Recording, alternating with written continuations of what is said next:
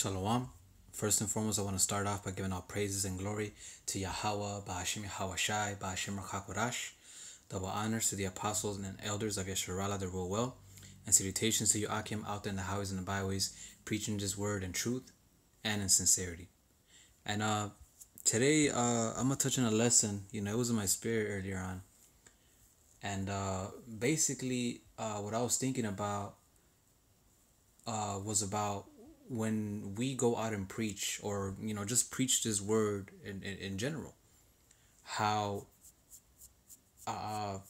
it's better for us to do it, you know, with wisdom and humility and calmness, than to just be out there, rah rah rah, screaming and hollering and using slander, and looking crazy.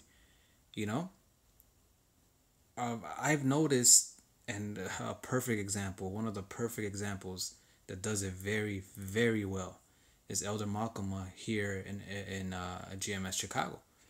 He would cut you from head to toe calmly, pure wisdom, no emotions, no screaming, no none of that. You know, so well that the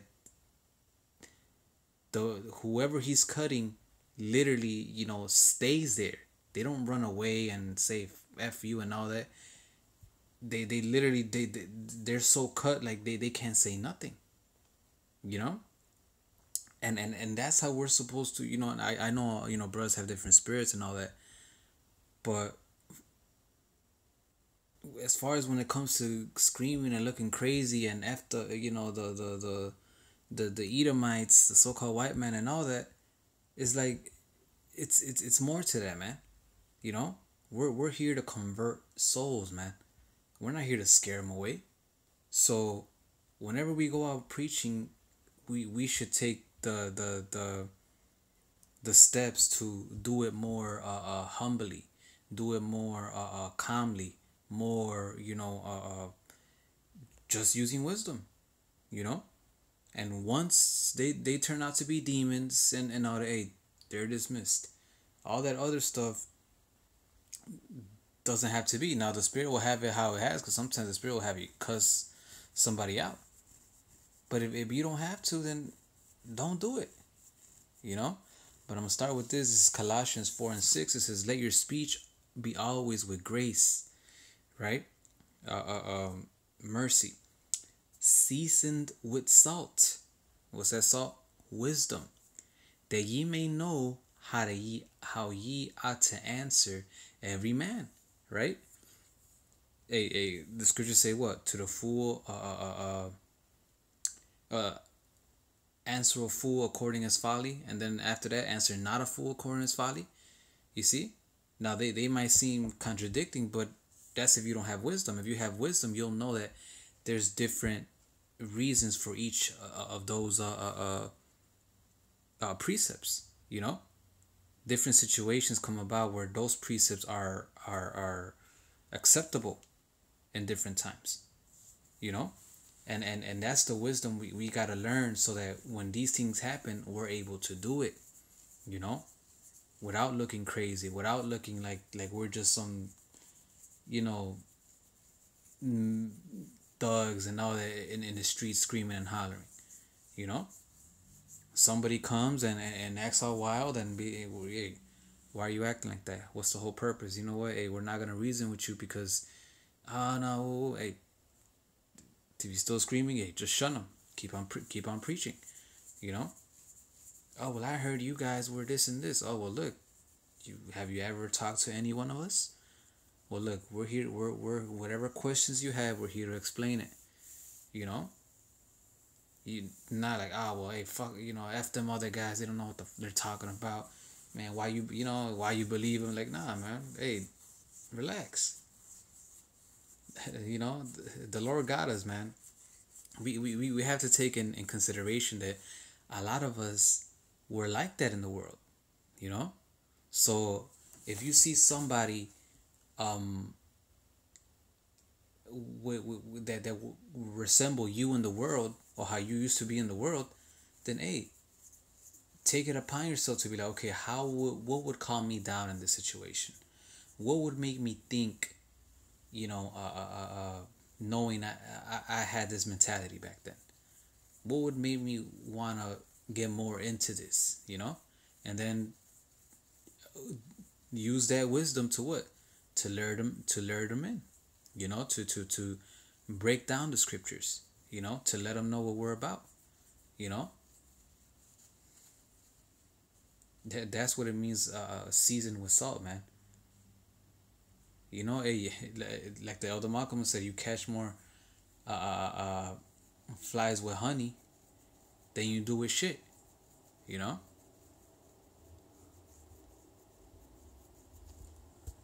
Hey, Paul showed a perfect example of that, man.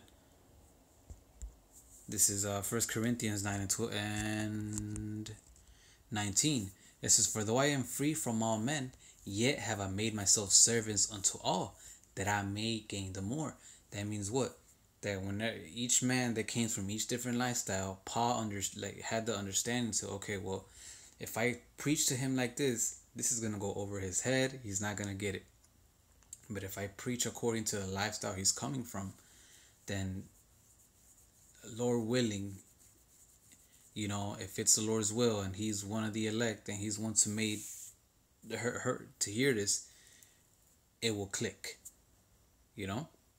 It says, "Unto the Jews I became a Jew, that I might gain the Jews. To them that are under law, as under the law, that I might gain them that are under the law." So now a perfect example of this would be what? Those that are Israelites and but don't believe in the Messiah, or don't believe in certain parts of the scriptures, or those that are in the Bible but yet, you know, don't know the truth, right? So what did Paul mean by this? You know, and how can we use it today and age? Well, these people that come to us with those doctrines, what do? We put ourselves in their shoes. Okay, well, instead of getting angry, just cursing them out and all that, we put ourselves in their shoes. Like, look, I know you guys teach this, I know you understand this, but look, this is what it's talking about. This is the script, you know. Then you whatever you're explaining, this is the scripture to explain this. This is what Yahushua said here. You know, this is what was said about Yahushua in the Old Testament, so on and so forth. You see, I know why you're coming in this way, and I can see why you're getting that understanding. But look, it's better. It's deeper than that. And here's a breakdown. You know, instead of screaming and saying, "Oh yeah, you going off, bro," like, nah, just be cool, relax, and explain. After that, if you did everything and he still ain't budging, all that, hey, like the Lord said, you wipe the dust off your feet and you keep it moving, man. And if they do, hey, call all Yahweh Shem Shai, because that's the reason why that's the whole purpose of us preaching like that. At the end of the day, whoever's gonna wake up is gonna wake up, yeah, but would you want to be the reason why somebody didn't wake up at that certain time? When they could have, but because you were being emotional and all that, no, you wouldn't. You want to be the one who wakes up those that are meant to get it whenever you have the chance.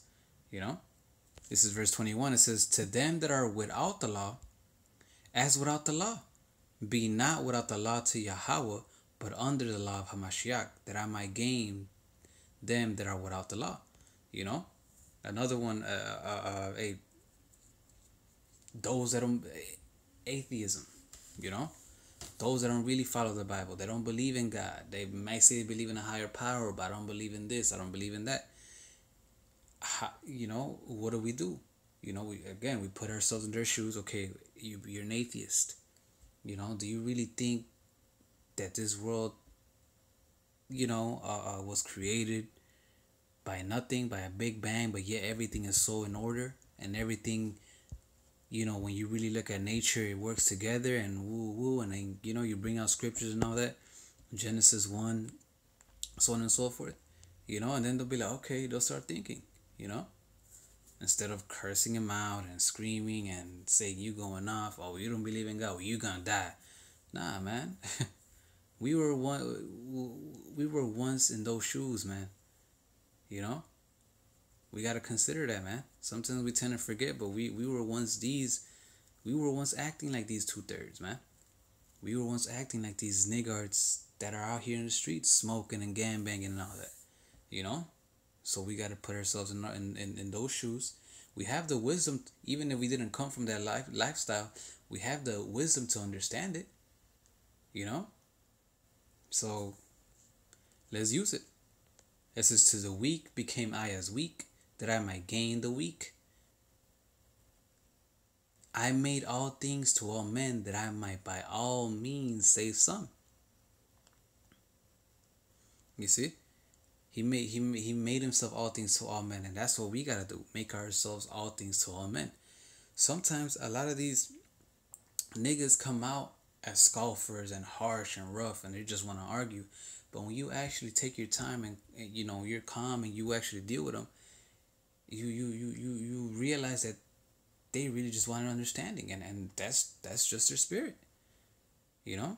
They weren't really scoffing. It's just they didn't really believe because they were sincere in their unbelief, you know, just like we were once, you know. So we gotta learn how to become all things to all men, you know. Hey, even the sisters out there, you know. Oh, you a hoe, man. You bitches are hoes and all that, which you know there's truth to that. But hey, you know, try to do it more calmly and all that. Well, look, according to the scriptures, if a woman speaks, you know, instead of just saying you're a hoe, you know, just say, look, according to the scriptures, if you have more than one man, you would be considered a whore, and you have to be put to death. And that's what we're telling our woman, you know, this and that, you know. Try to get them to understand instead of just lashing out. And you'll catch more attention like that. You'll bring in more, wheel in more people than you do when just lashing out, man. You know. 23, it says, and this I do for the gospel's sake, that I might be partaker thereof with you. You see? All of this is what? For the gospel's sake. You know? Hey, Yahweh Shai said it, repent, for the kingdom of heaven is at hand. We're doing the same thing. We're not come here to condemn, we're coming here to save. These people condemn themselves once they reject the prophets, man. You see? You know, sometimes we get caught up in that. Sometimes, you know, we hate wickedness just as much as our Lord. But if the Lord had, him being the Lord, was patient enough to deal like that with our people, you know, how much more us? You know? We gotta have mercy, because hey, even us, we're not saved yet. We know when we're saved once we're in the chariots.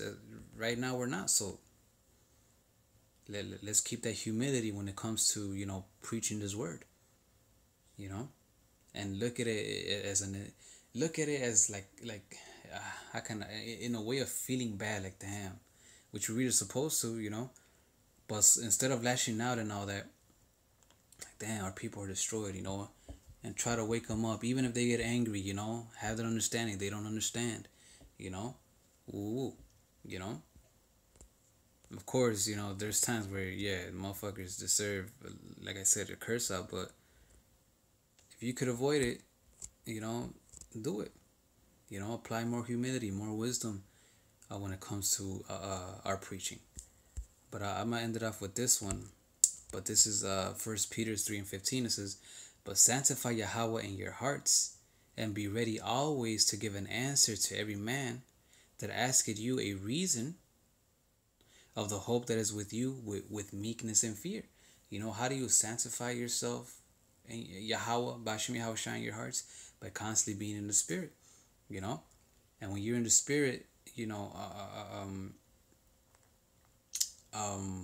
it's gonna come like second nature for you to be able to deal with these individuals. You're gonna know how to do it. You're gonna know what scriptures to bring out. You're gonna know what tone to use, you know, according to how they're coming at you, so on and so forth, right? And then what? You're always gonna be ready to give an answer of those that ask you of the hope. Why you believe in this? Oh, y'all the Hebrews, y'all heard y'all did this, and then boom. Oh, y'all heard that? Well, look, this is what really about. Have you actually talked to one of us? Oh no, I haven't, but I heard it. Well, look, come on, I got you. You know, it says, answer to every man that asks you the reason of hope that is in you with meekness and fear. You see why? Because we could get judged as well. You know, especially even more that we're preaching the word of the Lord. You know, we have a heavy deal in our hand, man. This is, you know, it's if we fuck up, it's our lives, man. You know, so we gotta apply this, man. You know, and being bold too. You know, that doesn't mean be scared to preach the word. No, the fact that you fear Yahweh Bashim Yahushai should make you humble to want to do this with boldness and confidence. You know, like, you know what, let me relax. Like, this is woo woo. You know, and it'll make you be less scared to preach it because you know that if you don't preach it, that's your ass. You know, verse 16 it says, having a good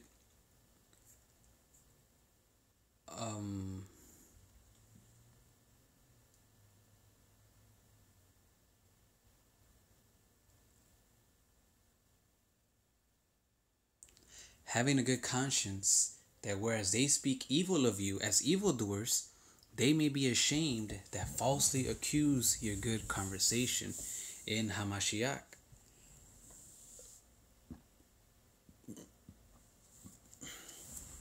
Salakia.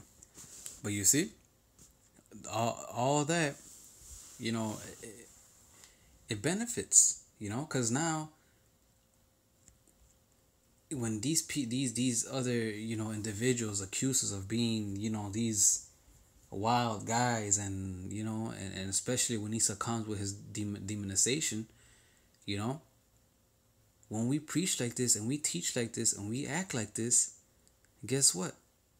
Those that speak evil of us and heard others speak evil of us, that come to us with that mindset already, and that's how we're gonna act, and they see that we don't, they're gonna be ashamed. They're gonna be like, oh damn, so these other niggas are the ones tripping. These other guys are the ones that are falsely accusing. These guys are humble. Yeah, they tend to get loud sometimes, but what they're speaking is true. They're not. Wow, you know, and because of your good conversation, your humility, your wisdom that you use in how to preach this word, you know, now what? They're converted. You know, now they don't believe these other niggers, and now these other niggers come again to them. They're gonna be like, look, I actually met some of these guys. These guys are pretty cool. I don't know what you're talking about. You know. You know, so